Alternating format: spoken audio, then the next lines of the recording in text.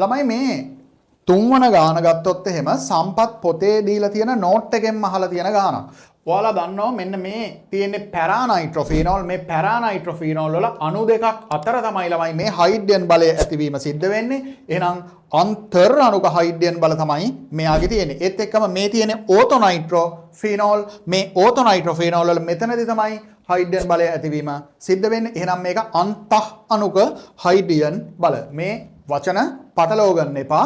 ඒත් එක්කම ඔයාට පැහැදිලිව KI සහ I2 අතර I3 මයිනස් හැදෙනවා කියලා නෝට් එකේ පැහැදිලිව දක්වලා තියෙනවා. ඒක හින්දා I2 KI වල හොඳට දිය වෙනවා කියලා. ඒත් එක්කම ඔයාට HCl ආගන් තමයි සම්පත් පොතේ උදාහරණයක් අරගෙන තියෙන්නේ. ඒ නෝට් එක කියවන්න.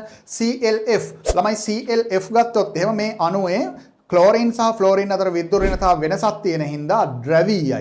එහෙනම් ද්‍රවීය කට්ටියගේ තියෙන්නේ දීර්ඝව ආකර්ෂණ බල. එහෙනම් උත්තරේ විදිහට ඉතාමත් පහසුවෙන් ගන්න පුළුවන් උත්තරේ අංක 1.